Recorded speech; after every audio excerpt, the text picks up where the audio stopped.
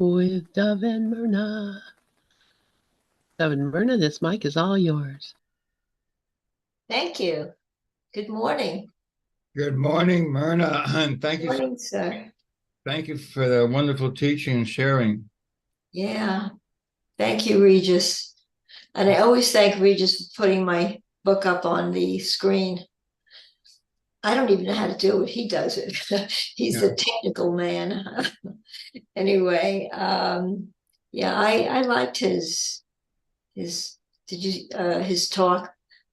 He talked about going to a funeral. It really touched me because he drove a long distance in the rain to get to a funeral in which he was able to just offer his presence. He didn't have to say anything. He didn't know what to say. And sitting with the widow, I think it was. And, she was so grateful for his presence. And I could relate to that. I think when Charlie died, if somebody, that's my husband, had come to the funeral and driven that distance and just sat next to me with their wonderful presence, I think that would have been enough. So I certainly related to that. He spoke about that. He also spoke about forgiveness, Dove. That's today's lesson, actually. Lesson 332, fear binds the world, forgiveness sets it free. Mm-hmm. Yeah. Yeah, I'm going to take a look at that lesson for today, which is lesson 332.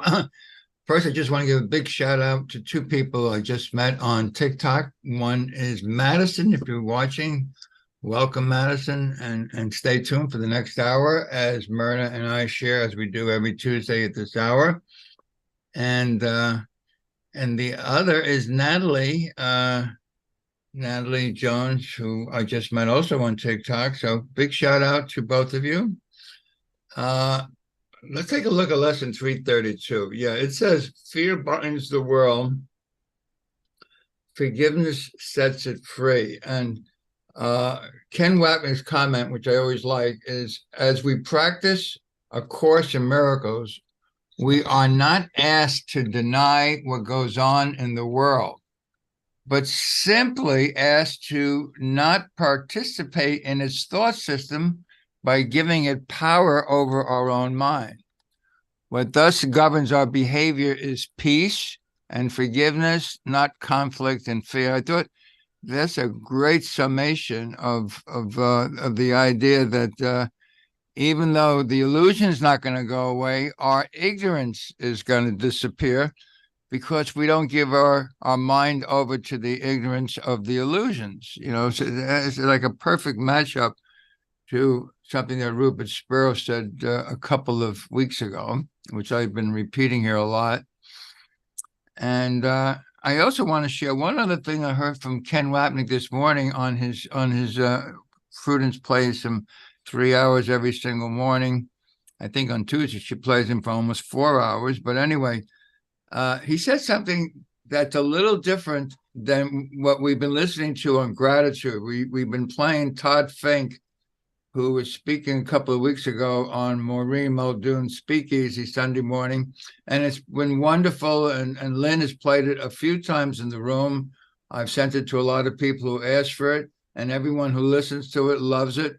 And then I heard this morning from Ken Wapnick a little different look at how the Course in Miracles looks at gratitude, where Todd was talking about have gratitude not for when someone gives you something and, oh yeah, they gave me something, I'm so thankful. No, have gratitude for your experiences here in this world, and then as you get used to recognizing what experiences are giving you that joy and happiness, because you've lightened up.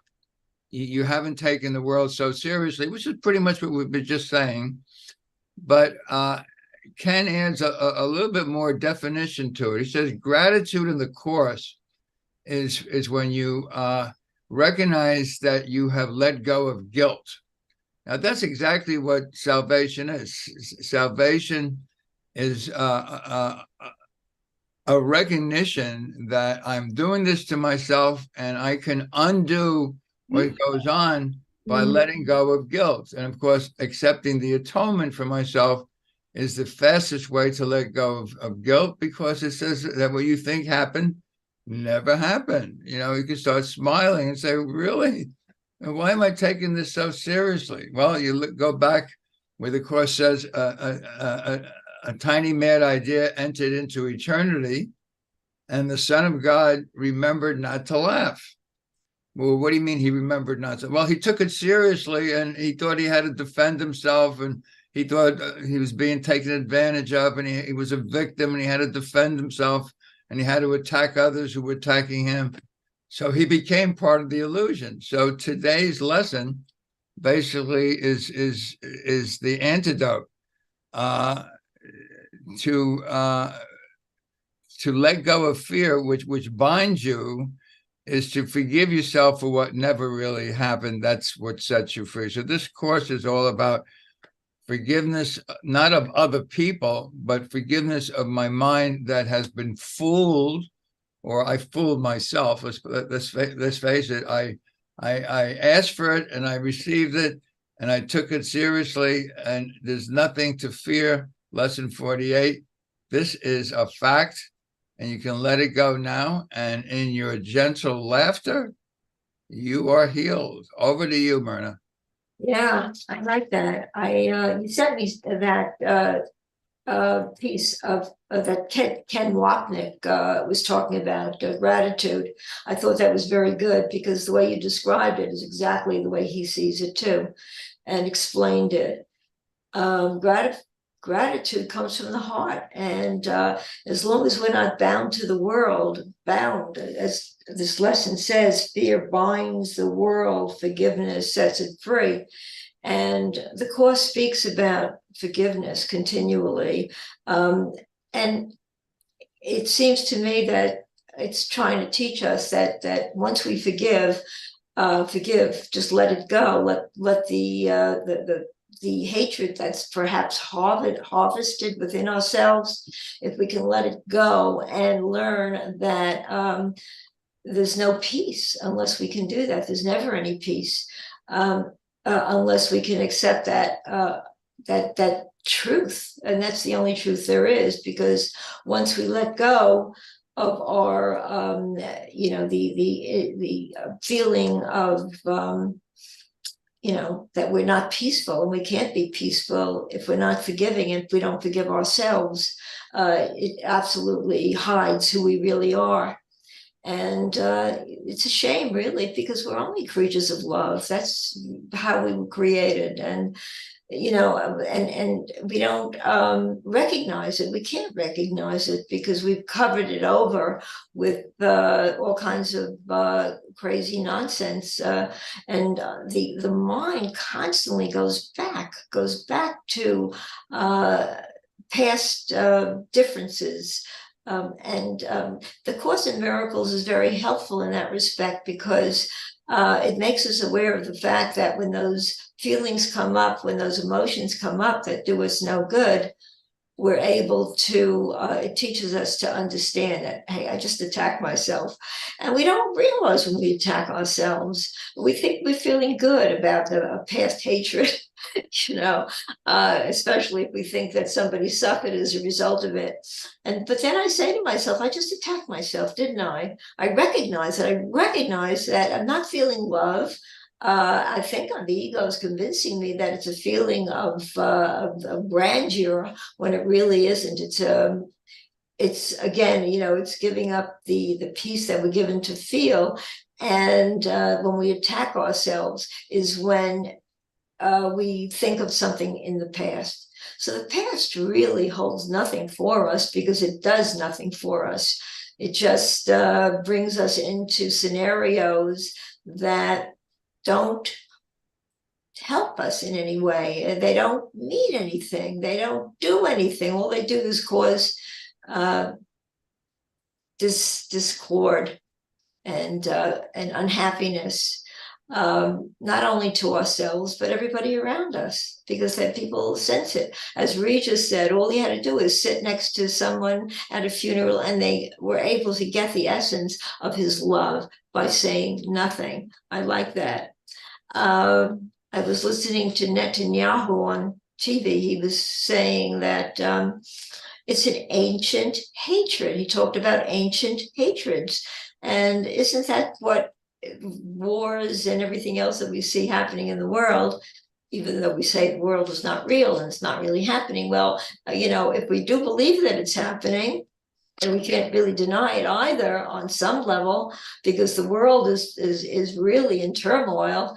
And when we recognize it, it goes back to the past. That's all it really is. It's back to ancient history, and everything's predicated on that: wars and fighting and attack and brutality and corruption, and everything else is always based on an ancient hatred.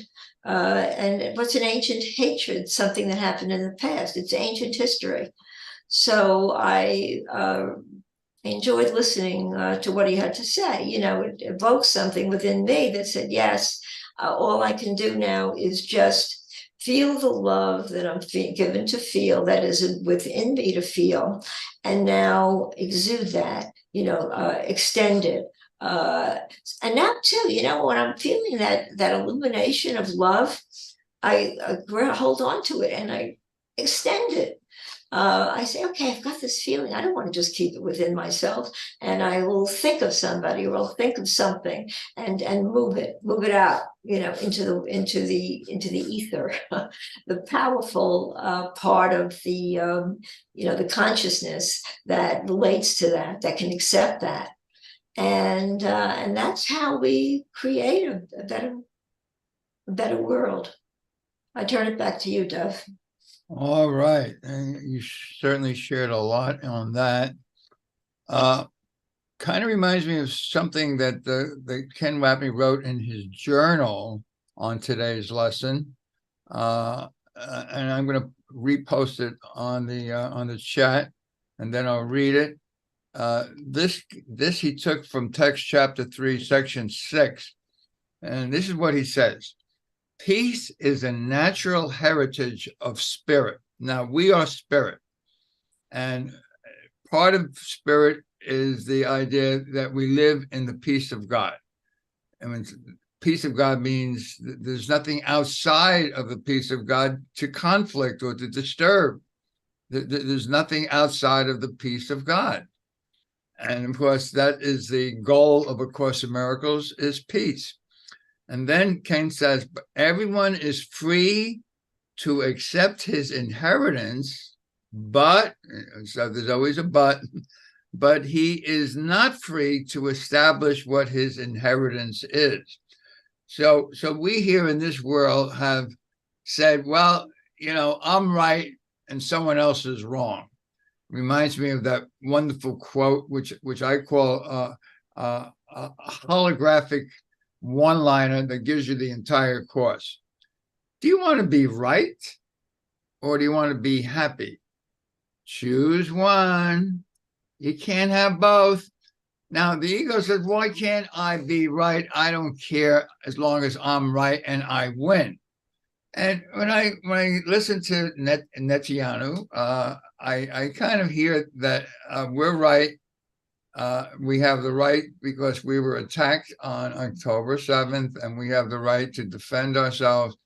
And of course, Hamas says, well, yeah, we attacked, but you've been treating us like less than human for years, so we couldn't take it anymore. So we're right. And as the old saying goes, two rights doesn't make you happy. Either I win and you lose, or you win and I lose. And if there's any losers, that is not the will of God. If there's any losers, there's not. God's will is for perfect equality, perfect oneness, perfect sameness. And either all gain together or no one gains at all. That's why that one-liner from the Course, do you want to be right, or do you want to be happy? Choose one. You can't have both. So the idea that that I'm right and I'm going to have it my way is always the ego's way of saying, I want it my way, or the highway, and I win and you lose. And I'm going to make sure that you really lose bad. And that's why the world looks exactly the way it does. The world is a conflict. It's two forces always opposing each other, because the idea of the ego is I know I'm right, and I'm right at the expense of your being wrong. I win at the expense of your losing. And of course, in such a world, that they cannot go on for long. So the guy who becomes the king of the mountains, sooner or later, somebody kicks him off. Notice, I was watching this thing, a Spielberg documentary on Netflix called Life in This World. And he says, we have gone through 5 dynasties on this planet in the last 4 million years. And the greatest dynasty was the dynasty of the dinosaurs, which lasted over 1 million years. But even they get knocked off. Everybody gets knocked off sooner or later, because, as Charles Darwin said very simply, he says, you can sum up the entire human race by saying it's the survival of the fittest. So survival of the fittest means that I win at the expense of your not winning, or I live because you're going to die. And, that's why the world looks this way. Now, but when we remember, we made this world as an attack on our Creator's creation, which we are. Our Creator's creation is we are one, we are equal, all gain and win together. There is no loss, there is no lack. Speaking of lack, that's my latest mantra, which comes from chapter 1, section 6, paragraph 2. It's called a look at the things that we think we need. And of course, in this world, we need a lot of things. We need more of almost everything. I need more money, more this, more that. And it says, no. The only lack that you need to correct, the only lack, is your sense of separation from the love and the peace of God, which is your true nature. Your true nature is peace and equality and sameness and oneness. And in that abundance of sameness, oneness, and equality, nothing is ever lacking. But when we want to be right at the expense of someone else's being wrong, yes, that's when we lack. We need more men, we need more power, we need more guns, we need more of this, because we want to win. We don't care about who loses and who dies. So with that, I'll turn this mic back on over to you, Myrna. I like that you put on the chat the 12 core themes of happiness from ACIM. You talk about wars and who's right and who's wrong. It brings to mind a story that I have to tell. When I was in the 4th grade, I was really the effect of a bully. A girl who bullied me all through the 4th grade. She would meet me outside of school and she would beat me up. And I was afraid of her. And I never fought back. And this went on through 4th and 5th grade. Constantly, it was very, she would be my friend and she would leave me alone for a while. Then she'd start in again, never stopped. So finally, I believe it was in the 5th grade that I had it. She followed me home and she started to, wanted to start a fight, started to bully me again. Well, I turned around and I just beat her up. I finally reacted. I finally beat her up. Okay. I fought back. Look, I might have gotten hurt. Well, not hurt, but in other words, we fought, pretty savagely. We just hair pulling and all that. But I'll tell you something. She knew that she was in a fight. Okay. And she never bothered me again. The point of the story is that I questioned myself after that. What took me so long? What took me so long to stand up for myself? I never forgot that. And we look at, what's going on. Yes, Hamas keeps picking on Israel. It keeps picking on Israel. That's how I see it. And it's Israel has to rid a savage society. I mean, it just does. It has no choice. It has to fight back, or else it's annihilated. There are different points of view. That's my point of view. And sometimes we just have to stand up to something, and in order to feel the peace that we need to feel. I was taught a very important lesson there, because it took me a long time to react to something that I should have done right from the beginning, and I wouldn't have suffered so long. Anyway, so I like that story. I am, and I look at the 12 core themes of happiness from ACIM. I look at number 2. I am responsible for my thoughts and their effects. And, the effect of who we are is what we're responsible for, the outcome of what we create within ourselves is our responsibility. I mean, we can't change, we can only change it in ourselves. We can't change another person. We can only be responsible for who we are.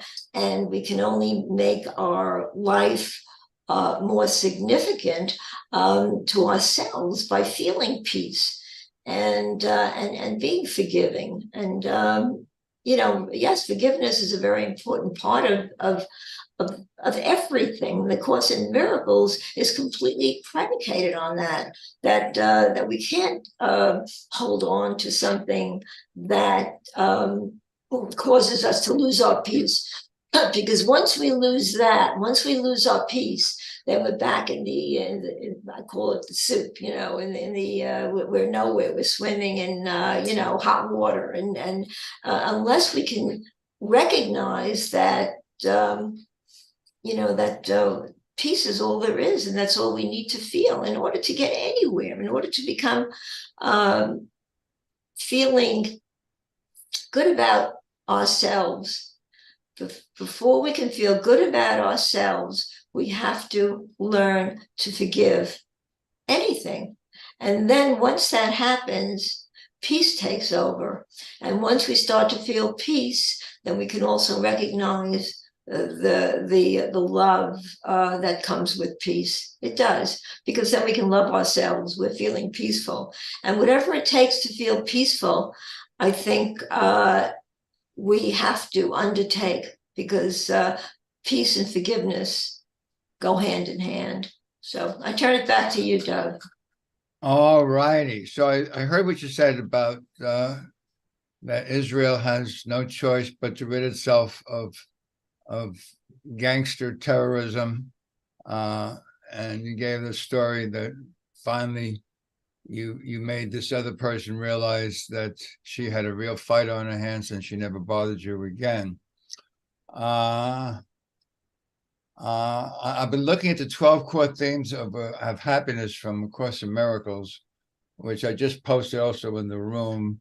And I noticed that the number 12 of the 12 seems to give some correct way of seeing what's really going on. It isn't that somebody's doing it to me, like Hamas is doing it to me.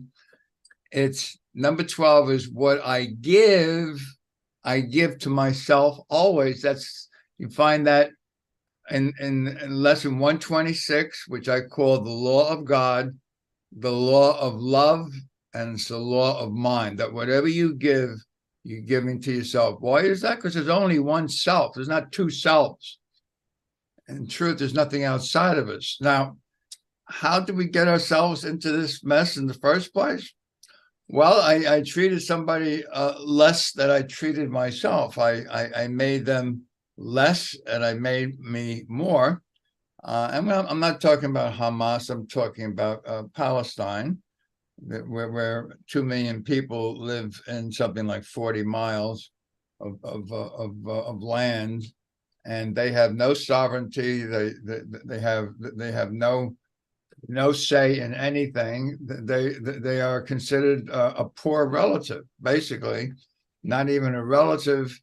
But I did notice that Lynn Johnson posted in the chat, everything goes back to Abraham, and that's true, Lynn. And you know, I kind of know that story of Abraham and they had his wife Sarah, who finally gave birth at the age of, I don't know, 80, 85 to Isaac, who he then made his legitimate son. Although they had previously, when Sarah was barren and couldn't produce a child, they had her handmaiden.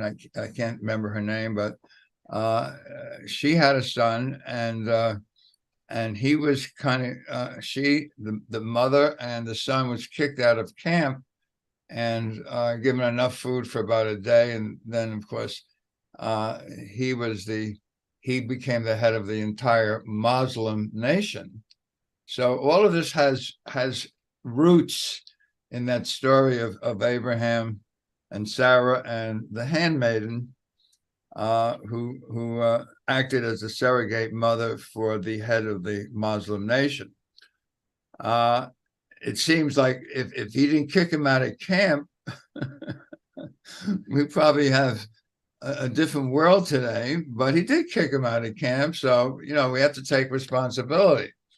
And when Israel was finally given a place of their own, given to them by the United Nations after they had gone through the diaspora for, I don't know, 3,000-4,000 years looking for a home, they finally found a home, but they made the people that were already there subject to their rule.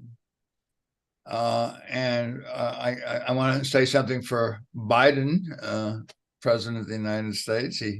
He basically is saying that instead of Israel now governing Palestine or Gaza or the West Bank, they ought to give them their own self-rule. They ought to allow them to have the state of Palestine the same way the United Nations gave Israel the state of Israel, and grant them their own powers to govern themselves instead of being a pawn and to the Knesset, to the Israeli government. That would change a lot of things, especially what's going on in the world right now, where Israel, which used to be kindly appreciated by most governments in the world, are now seeing them as being inhumane, killing civilians for no reason other than Netanyahu, who wants to be right that they have to kill off Hamas at any expense. And something tells me that he's not going to be happy about it, because when it's all over, he's going to wish he never did it. And that's just a prediction, because things are not going Israelis' way right now, in world opinion. And world opinion is very important. Over to you, Myrna. Yeah, see, I don't see it that way. I really don't. I know that Israel didn't take its land from anyone. Israel was actually a mandate. Was it a mandate? They call it of England, actually, and it was given to Israel. Israel was given to the Jews after World War II by the United Nations, and Israel was desert. I mean, it was just that they worked the land, and they created something out of nothing, out of of dry desert. I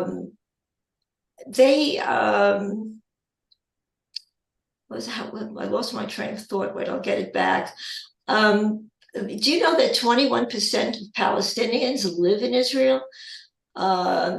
And they're gainfully employed. I know that my husband's son-in-law and daughter lived in Israel, and they had Palestinians working for them. I mean, so I don't know. I see it in that Israel has to defend itself. I think that they want to live in peace. I mean, look at all the territory they gathered in the Six-Day War, and they gave it back just for peace. They gave back Gaza. They gave back the West Bank. And that doesn't usually happen in war. Usually you keep the territory you get, but Israel wanted peace so badly. They've done everything they can do for peace. And when nothing else works, all you can do is just defend yourself. So the way I see it is that, Israel has no choice really. And if they don't deal with Hamas now, they will constantly they will be attacked always. The Iron Dome will always be shot at with rockets, and they have to live that way unless they can sustain their own freedom. So I guess it depends on how you look at it. I take the side, and I don't think that Biden is really doing enough for Israel. That's how I see it too. I think that if you want to look at it that way, I don't agree with that at all. He's not strong enough to really say, look, just give back the hostages, and we know that Iran is at the head of all of this. Iran is really funding the Hamas. I think a stronger president would say, you give back our hostage, it will blow up your refineries. I don't know. So I think that we need a stronger leader than what we have. Look what's happening with all the open borders. I mean, the people are coming in indiscriminately. And look at all, and a lot of these people who are demonstrating in New York City are all people who have come through the borders. And have maintained their place by not even demonstrating peacefully. There were riots and so forth. So I think we need to take our country back. So, and Israel needs to take its country back. So anyway, I turn it over to you. All right. I made a mistake. I should not have brought politics. I guess That's okay. It's no mistake. It's we can discuss it. We well, can agree yeah, to disagree.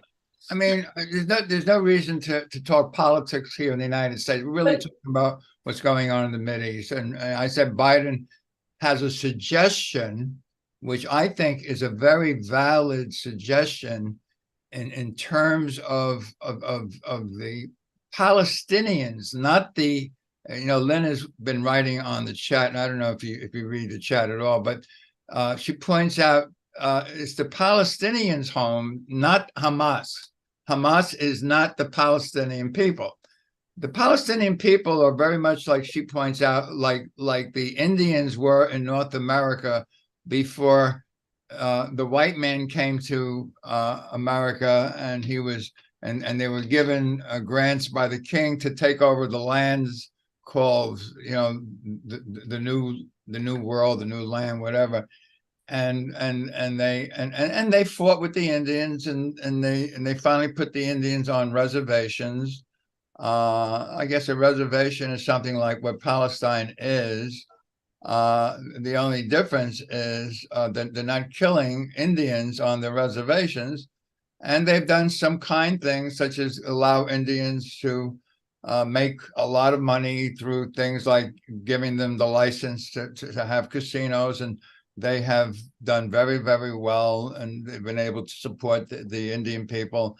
And so it's a win-win. It's a win-win because even though they took their land, they said, okay, listen, you have your own land and you can do things that can make money that others can't even make money. And it seems to be, I don't know, there might be some Indians who feel that there's still been discriminated against, and that's fine. There'll always be someone who feels that they're being discriminated against because this is the world of the ego, and in the world of the ego, there's always the haves and the have-nots, and the haves will keep the have-nots from getting what the haves have. And in this country, it's the ability to own land. Although I shouldn't say that, because Indians can own land anywhere.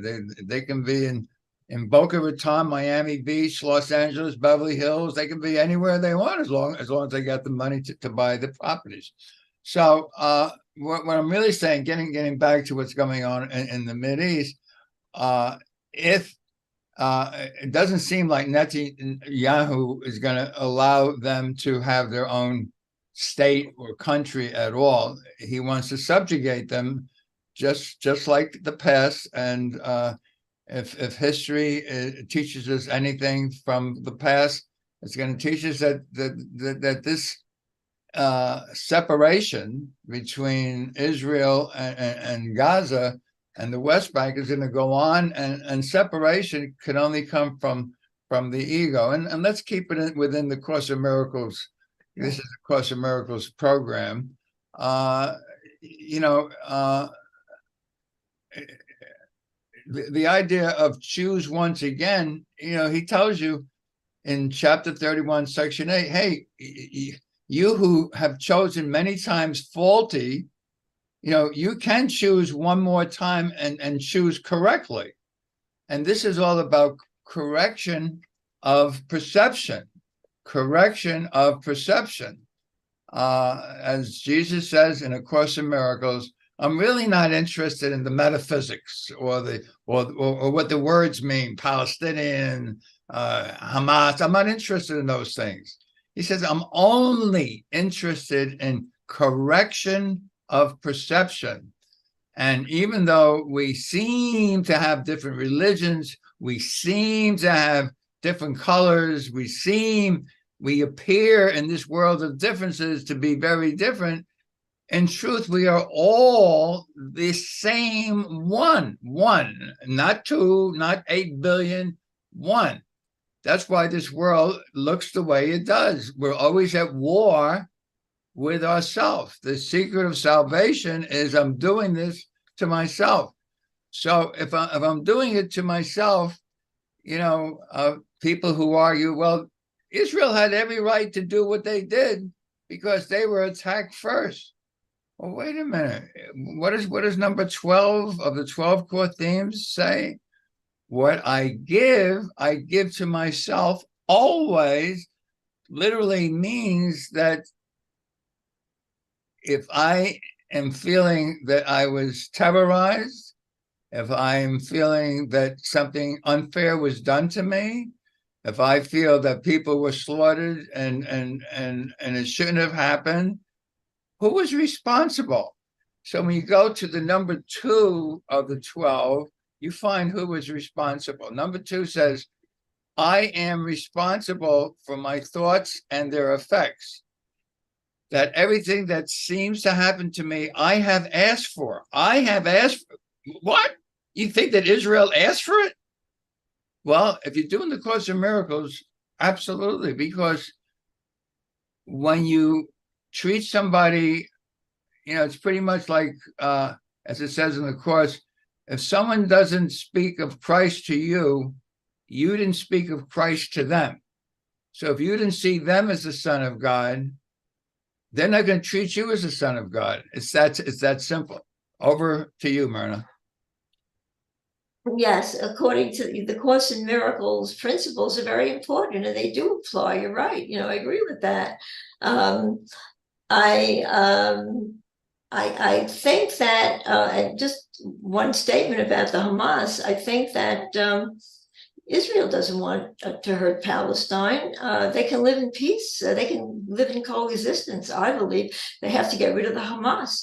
And the best thing that could happen to the Palestinians would be that the Hamas would leave them alone. I think the Hamas is a bigger problem to the Palestinians. Certainly, they're the biggest problem they have right now. But aside from that, we have to apply the principles to the Course in the principles of the Course in Miracles to ourselves. We can't change the world. we had a discussion about politics, who's right, who's wrong. Nobody's right, nobody's wrong, everybody's right, and everybody's wrong, and that's really it. You can sort of volley this back and forth and have your opinion. There's nothing wrong with that. We can always agree to disagree and still feel love in our hearts, and I certainly do. I just, all we can do is change our thoughts to peace. And if we think peace and we offer it and we extend it and we extend the love that we, comes along with peace, and everything else just will take its course. But it really starts with us. It starts with our own understanding of the importance of it all. And you posted something. Peace is a natural heritage of spirit. It is spirit. Peace and spirit go hand in hand, and everyone is free to accept his inheritance, but he is not free to establish what his inheritance is. The ego will jump in with that right away if we let, if we just start to establish what we think our inheritance is, because then we become right and we become completely unaware of who the truth of who we are is all about. So, God establishes what our inheritance is. And actually, Jesus in the Course in Miracles tells us that we don't have to do anything to establish it. It's given to us. All we have to do is see the truth. And our inheritance is what we're made of. Our inheritance is love, because God, our Father, has given us that love, has created us that way. And that's the inheritance that we have. And that's all we have. That's all we really need. And, and everything else, becomes down to, it all comes down to truth. The Course in Miracles is truth. What I love about the entire Course in Miracles, and I noted that right away when I picked it up in 1990, is that every word in that book is true. Everything is nothing that you can not deny and say that this is not true. It makes you see, makes you understand, that I'm suffering. Why am I suffering? The Course tells you why. And it's because, again, we're at war with ourselves, and we are when we can't forgive. And I don't want to live in two worlds. I want to live in one world. I want to live in a world of peace, my own world of peace. And to establish that is to recognize that the only way I can establish it in myself is to offer it. But sometimes we have to stand up for ourselves, like I did in the 4th grade or the 5th grade. Anyway, I turn it over to you, Doug. All right. Yeah, that was very well said. And Karen is sharing some things here. And you both said, yeah, you can't change anything in the world. I mean, talking about what's going on in the Middle East is really there's one benefit of that experience, Karen, and I'll share it. Myrna said, we don't have to agree. We can agree to not agree. Almost everyone here has a different opinion on just about everything, but it's the way it's shared in peace. And as Myrna said, her heart is very full of love. And you can have an opinion, and an opinion doesn't really mean anything. Jesus says, I'm not asking you to enter into the holy instant without any judgments or opinions, just nothing that you would hold on to.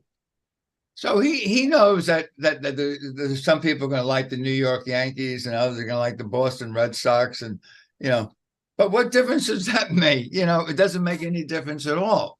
But if you make that important, if you insist, if you dig your heels in and argue, you're arguing for your own limitations. You're actually limiting yourself to a point of view, to an opinion, to a judgment.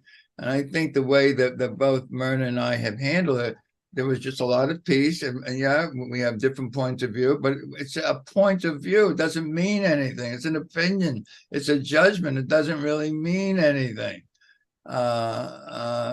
It's a concept, and as Jesus says in chapter 31, section 5, salvation, which is the only thing that's going to free you from this world of you or me, us or them, good and bad, right and wrong. Salvation can be said to be an escape from all of these concepts, all of these opinions and judgments. But while you're here, you can still have them. And you can still say, I like vanilla, I don't like chocolate. And someone says, no, I like strawberry, I don't like vanilla. That's just what makes the world appear to go around. But, the world is exactly what he says. It's a dream that you're dreaming. Now, you can actually either as the holy cross of a horizontal axis, which we call time, and the vertical axis, which is let me rise above the world and resurrect now, in the now. You can resurrect by realizing that what you're looking at isn't real.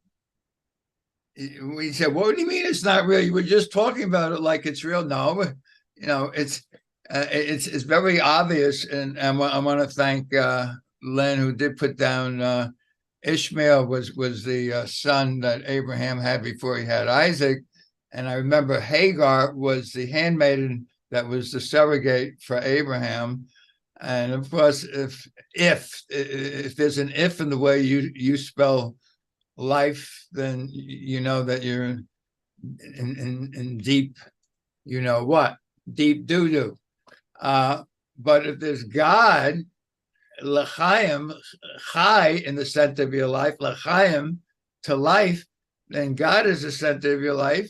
You don't kick people out of camp, but they did. That's what makes the dream. Cain killed Abel. That's what makes the dream. A flood came and only Noah and his family and the animals survived. That's what makes a dream. I mean, it's a dream. What part of the dream do you think is real? What part of the dream? None of it. But that's why you got to laugh. You simply got to laugh. If you take anything here seriously, you're in deep doo-doo again. Over to you, Myrna. I like that. Yeah. You posted something about what Ken Wapnick said. As we practice A Course in Miracles, we are not asked to deny what goes on in the world. We're simply asked not to participate in its thought system by giving it power over our minds.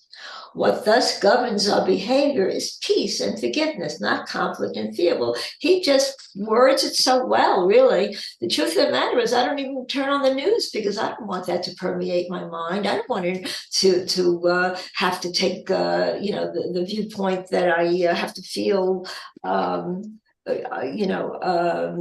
fear over something that I have no control over, what's happening in the world. I can't change the world. And I think the less I participate by listening to the news, the better off I feel, the more peace I feel. And isn't that what I want? I want that to be part of who I am. And if I can't feel peace, how can I extend it? So, that is a very... it's poignant. This is really purposeful, what we were talking about. We're not asked to deny what goes on in the world. We can't. And that's what we had the discussion. We're not denying it. But, how we react to it, that's what that's what the query is. And once we realize that there's nothing to react to, when you really want to get down to semantics here in the Course in Miracles, the world is not real anyway. So once you get down to that truth, really, then you recognize you're free, you're born free. I'm a free spirit. I was created that way. I want to remain that way. And I want to live in the world that way. And whatever happens, has nothing to do with what we say or how we react. The only thing that we can rely on is the peace that we're given to feel, because we can feel it, it's there for us. And all we have to do is tune into that part of our mind that tells us that truth. And once we tune into that, we know that it's true because we can feel that it's true. You know, again, you know, why are so many millions of people connected to A Course in Miracles at this point? Because you want to know the truth. You want to feel what's true. You want to live in a world without conflict. And, you know, the world is full of conflict, and the mind gets full of that, you know, it doesn't know which end is up. You want to live in the place, the part of you that recognizes you are, you're really spirit, and nothing can interfere with that spirit. Because once you decide that you really want to maintain that, there's nothing that can destroy that. That is the strongest part of who we are. And unfortunately, we sometimes play in the areas of the ego that is not the strongest part of us. It's the weakest part, you know. And so it's a matter of you know, who's right, who's wrong. It's my spirit is right all the time. And you feel it within the concept of the willingness to see that we are, that we're completely free. We are free, and we're free because we choose peace and love. Mhm. I turn it back to you. All right. Thank you for that. I'm going to go back to today's lesson. Fear binds the world. Forgiveness sets it free. And I'm going to also do the same thing that you just did. You took a look at one of Ken Wapnick's quotes. That it wasn't him who said it. He just took it from the Course. I probably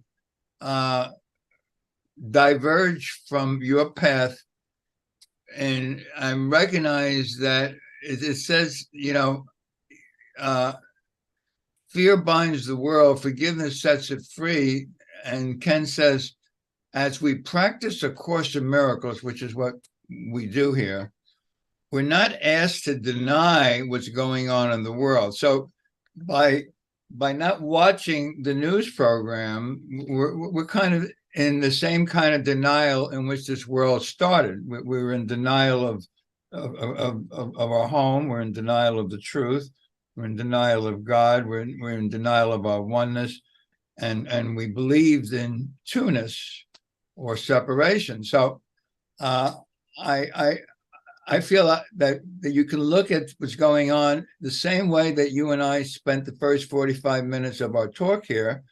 45 minutes in which we had different opinions, but it didn't take away our peace. Your heart was still filled with love, and I was at peace. I wasn't feeling attacked. I wasn't feeling I had to defend anything. It was just a point of view. It's an opinion. So the way I train my mind now is I look at the same things that other people have points of view on, and will protest in the streets, and they'll kill people over it. And they say that their way of saying it is the right way of saying.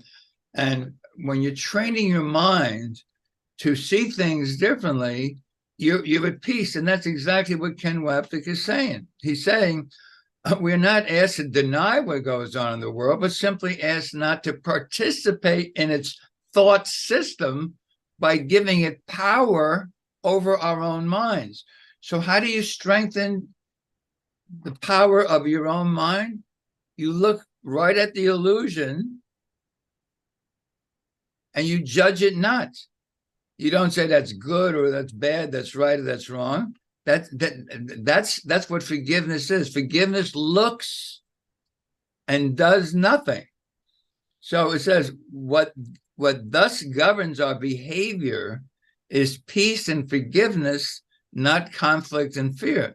Now, if I'm all upset over seeing dead bodies, and I'm all upset over seeing what one people do to another people, and I think that's man's inhumanity to his fellow man, I'm very caught up in the illusion. I'm very caught up in this world, and there is no peace. There is fear, because if it can happen to them, it can happen to me.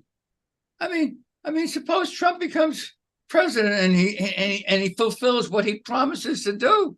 He's going to use the army and the police force to actually pick on minorities and drive them out of the country, or put them in prison. I mean, who wants to be in a country like that? Well, if you live in fear, you want to run and hide, and you're afraid of doomsday. But if you recognize that you're looking at an illusion and you have no fear, you can start to smile, and it's in your gentle laughter that the healing is happening. Who I am is always the whole, complete, perfect, innocent Son of God. And so is everyone else. We are the equal, whole, complete, perfect sons of God in truth. And this is really a cross, and either the truth will correct the errors of your mind, or it won't. But if you're in denial and saying, well, I'm just not going to watch it, that probably will just postpone what sooner or later you have to look at and realize that it's not real. If it's real, you can't be threatened. If it's unreal, it doesn't even exist. You can laugh now. That's pretty much why Jesus says in that first line, which I bring up here almost every time I'm on, chapter 21, section 7, he says, can't you see that all of your hurts and pains and suffering and misery comes from your strange lie that you, the Holy Son of God, is weak, a victim, powerless? He's laughing. Over to you, Myrna. It's funny you say, you don't watch the news. Well, that's being in denial as well. All I can tell you is I was watching the news the other day, and I said, there was somebody sitting next to me, and I said, I got to turn this off. It's making me sick. Okay. And for me, that was the only way I could sustain my peace, whether I was in denial or not. I know that if I don't listen to it and I don't fill my mind with all that's craziness that's going on, then I'm really better off. So I prefer to turn it off. I prefer, if I'm in denial, well, I like to be informed, but that's it. I don't like to get into the nitty gritty of all that's happening, because the news doesn't show you anything positive at all. So, for me, that works. I don't know. If you want my opinions, they do differ a bit, as far as the administrations go and all. I won't even get into that, but that's what makes horse races, right? We have a right to our opinion. I look at the country now and I say, oh my God, look at the country is in terrible, shape. I mean, they call it we owe a lot of money. The debt, the national debt, and all that is, rising. And, you want to take, you want to feel better about the country you're living in. And sometimes, it's, you can't help judging. I guess that's what I'm saying. You can't help it. But again, judging is one thing. But once you start to judge, then you lose that love, the capacity to love and to feel peace. So I try to maintain that place within myself. Yeah. Everyone judges. That you judge, you can't help. Yeah. But to believe in your judgments is real. That is what the ego does, and that is what we can refuse to do. I have an opinion, and as Jesus says to you, it's okay to have your opinion, just nothing that you would hold on to, or you can't rise above this world. In the holy instant, you have to let go of everything. In the holy instant, you're only here now, in the now, and the now is not what happened a minute ago. And now is all there is. In the now is the peace of God. And now we say amen. Yeah, amen. We're at the bottom of the hour, and just want to remind everyone to Tuesday night and We have a Zoom class starts at 7, from 7 to 8 on ACIM Gather Zoom. All are invited. I don't know what the topic is, but I'll turn this mic back on over to you, Lynn Johnson. This mic is all yours. Thank you so much, Myrna. Thank you, Dov. Thank you. Thank you so much, Dov and Myrna. And yeah, I was getting a little head up there myself, so I really had to remember this is happening everywhere. This is the same story that's been going on since Cain and Abel. Really honestly, two brothers who are born of the same parents and are constantly at war over a birthright. And it's just you can read it over and over in the Old Testament. You can see it over and over in the way the world works, and it's just the same thing. And it's my split mind fighting with itself, Right. and looking for guilt and experiencing guilt. So I thank you guys both so much for Thank this you, Lynn. conversation. Thank you, honey. Good Yes, night. and tonight it's Joel Goldsmith. Okay. Glorian is doing the Joel Goldsmith book, so that'll be a lot of fun, I hope. Is that participation, or is it It's a Yes, participation. participation. Oh, Yeah. it is? Yeah. Oh, okay. Yeah, Okay. yeah, All right. yeah. So Yeah. please